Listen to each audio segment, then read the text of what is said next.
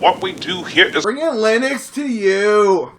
Hey guys, Max here with EG Techs, and today I'm going to talk to you guys about AMD's brand new platform, Ryzen.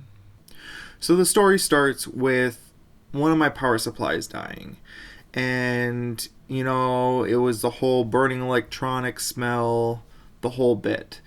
And I decided to get a new one, so I went to Micro Center. Now at Micro Center, they always run combo deals, and I just couldn't pass it up.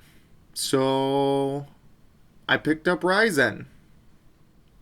So the real deal I couldn't pass up was the Gigabyte Auros AX760 gaming K7. Now the only problem was that it was an open box, and it was missing the little automatic doodad G connector, which makes it really easy to plug in your front power button, hard drive light, power light, all that stuff, the reset switch and everything, and just plug it into the board nice and easy. Now you can still plug in all the individual little wires and everything into the motherboard. It's just not as easy without the G connector.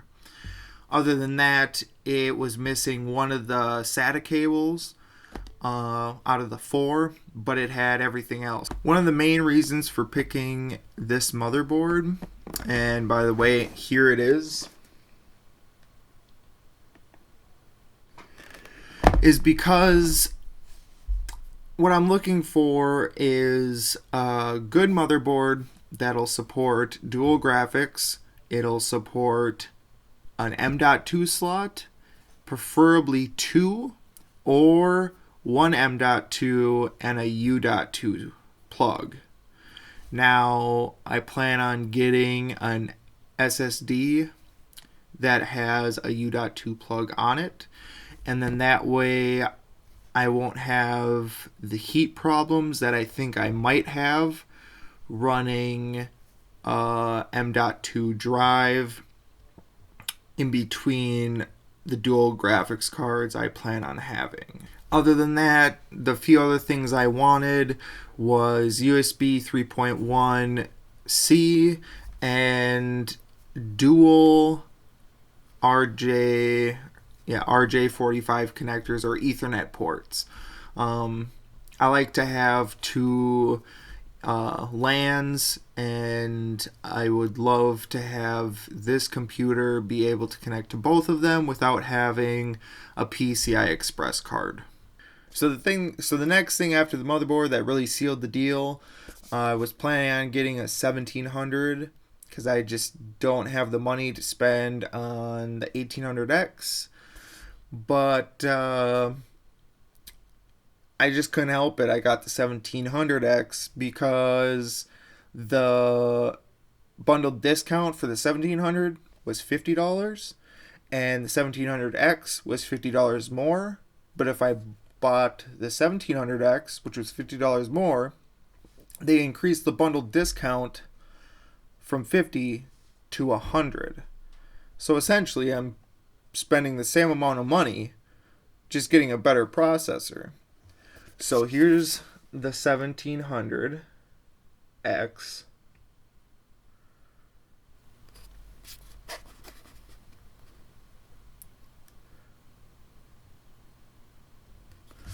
But yeah, after that, I picked up some EVGA super clocked DDR4 memory. It is 3200 megahertz. It's a 16 gig kit, so 2 8 gig sticks. And I've heard, and I've researched a lot that Ryzen can get bottlenecked by slow RAM. So to prevent that, I figured I would go with a higher megahertz RAM and try to prevent it getting bottlenecked and let it take all the memory that it needs. Alright, so here is my Ryzen build finished. I went with orange and black sort of build. I plan on painting that Red Devil logo on the graphics card, and then hopefully changing that AX760 on the power supply. So as you can see on the drive cages and on the PCI Express slot covers, they are white. I plan on painting those either black or orange, but I'm not entirely sure yet. Haven't made my decision. On the top here, I have a Alpha Cool 360 radiator, all-in-one cooler that I'm going to be putting in as soon as I get the bracket from Newegg. So until then, I'm using the Cooler Master Hyper 212 Evo with Cougar fans, black and orange. So here's another angle. You can see the fans much clearer. On the back fan, I am planning on changing that also to a PWM fan instead of just the 3-pin fan that runs off voltage. So I'll have better control of that one. Other than that, the rest of my fans are the black and orange ones. So we're here after I built this, and I was in the BIOS and I bought 3200 megahertz RAM, EVGA brand, a 16 gig kit. But when I came back, I noticed that it wasn't on the motherboard supported memory list, and I wasn't really thinking, and I wanted to save a couple bucks, so I ended up buying it.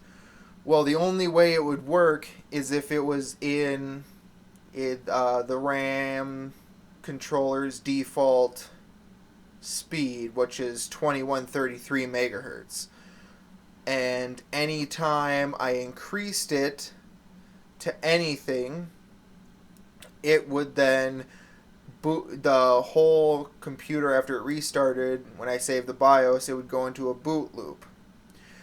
So I went back to Micro Center, returned that, and found RAM that was on this motherboard supported list, which is the Corsair Vengence LPX. It's a DDR4, 3200 gig kit again.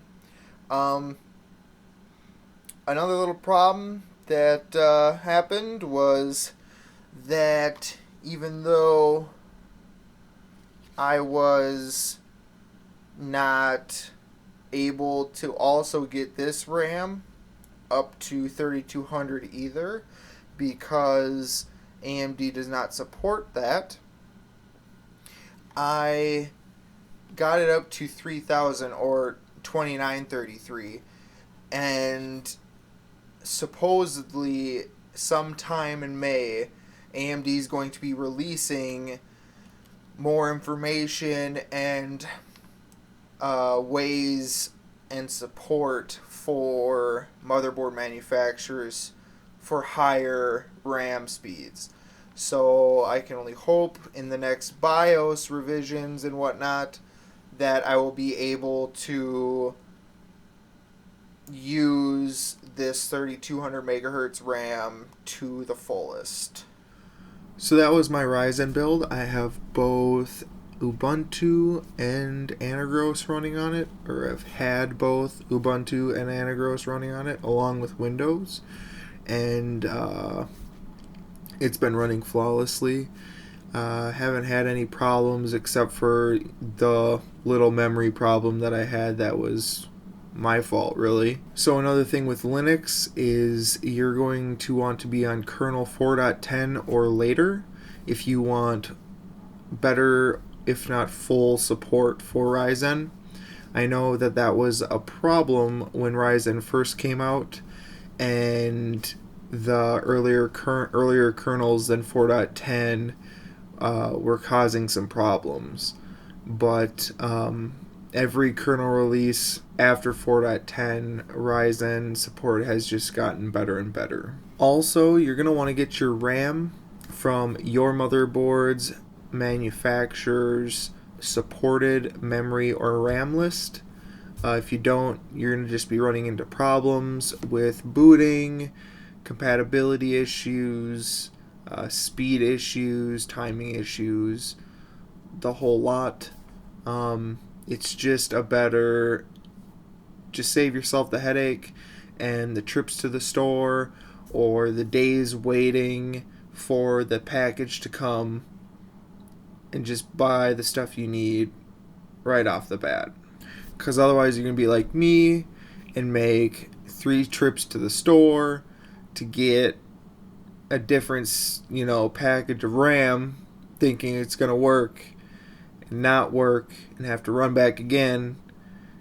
And it's just a mess, and it should have been avoided to begin with. But other than that, if you guys have any questions about my Ryzen build or need any help or anything, leave a comment below, or you can reach out to me on social media. And I hope you enjoyed the video. If you did, give me a thumbs up. If you didn't, you know what to do. Consider subscribing, and I'll see you guys in the next one.